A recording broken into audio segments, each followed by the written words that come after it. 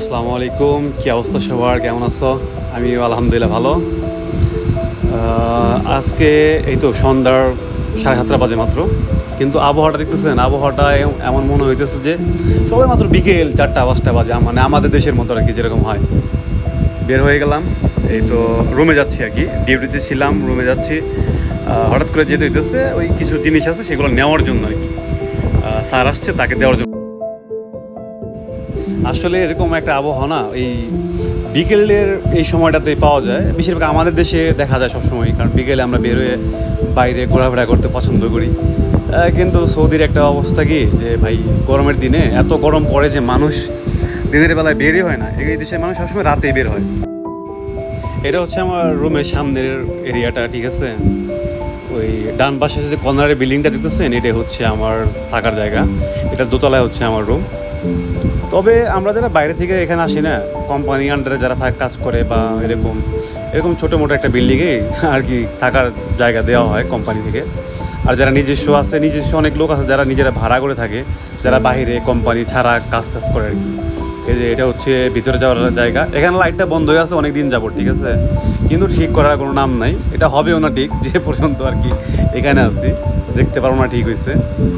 এখান থেকে একটু উপরে উঠে গেলে সামনে দেখুন, ওই হাতের ডানে একটা রাখা আছে ওই আপনার ওয়াশিং মেশিন থেকে হাতের বামে দেখেন অবস্থা, বেশি মানুষ থাকলে যা হয়, পানির বোতল থেকে শুরু করে সব কিছু রাখা এখানেই, ঠিক আছে।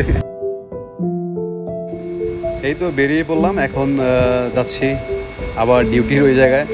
যা জিনিস নেওয়ার ছিল নিয়ে নিলাম। দেখুন এই পাশে না, যে পাশে এখন বর্তমান আমি আছি, ঠিক আছে, এই রুমটার পাশে জায়গাটা নিরিবিলি অনেক, কিন্তু একটু 2 গলি আমার যে রুমটা সেটা থেকে পিছনের একটু 2 গলি পিছিয়ে গেলেই মানুষজন একদম ভরপুর। কারণ বাঙালি, ইন্ডিয়ান, পাকিস্তানি, নেপালি অনেক লোকজনের বসবাস। মানে আমাদের সৌদিতে যারা বর্তমান থাকে তারা জানে বাঙালি বাজার, বাঙালি এরিয়া, এগুলো নামে খুব ফেমাস। কিছু কিছু যারা এরিয়াতে বসবাস করে তারাই একমাত্র জানে এগুলো, তাছাড়া কেউ না।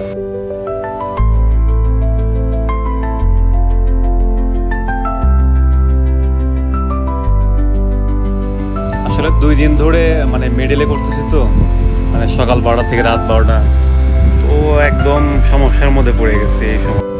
ইনশাআল্লাহ দেখা যাক, হয়তো 2 দিন পরে আবার একদিন রেস্ট হবে, রেস্ট হওয়ার পরে আবার আমার ছুটি হবে একদিন। এই মাসে ছুটি শেষ হবে আমার, ছুটি শেষ হওয়ার পরে আমার রুমমেট আছে যে, ওর ছুটি শুরু হয়ে যাব, একদিন আছে বাকি। 3 দিন পরে হচ্ছে আমার ছুটি, কিন্তু এই ছুটির তো কোথাও যাইতে পারবো না, রুমে সময় কাটাতে হবে। কিন্তু হ্যাঁ, একটা জায়গা আছে যেটা ইনশাআল্লাহ আমার আগামী ব্লগ আমি তৈরি করবো সেখান থেকে, মানে সেখানে যাওয়ার জায়গাটা পরিদর্শন করে আপনাদের অবশ্যই দেখাবো, ঠিক আছে। খুবই স্পেশাল একটা জায়গা এখানকার।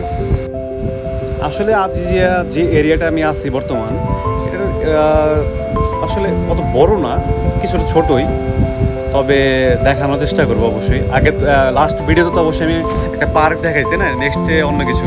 আরে যাচ্ছিলাম ওই স্টোরের এদিকে, এখানে একটা লোক দেখি গ্যারেজের, মানে গাড়ি কাজ টাজ করছে, ঠিক আছে। এরকমই যখন ডাক দেয় দেশে কোনো কাজ থাকলে বাসায় একদম এসে করে দিয়ে যায়, সেটা সার্ভিসটাও অন্যরকম পাওয়া যায়। তো কথা রইল, ইনশাআল্লাহ অবশ্যই আগামী ভিডিওতে আমি নতুন একটা প্লেস আপনাদের সামনে নিয়ে আসবো, ঠিক আছে। অবশ্যই আমার নেক্সট ভিডিওটা দেখার চেষ্টা করবেন। আর আমার এই ভিডিওতে লাইক, কমেন্ট, শেয়ার, সাবস্ক্রাইব অবশ্যই করবেন, আমি আশা করি আপনাদের কাছ থেকে।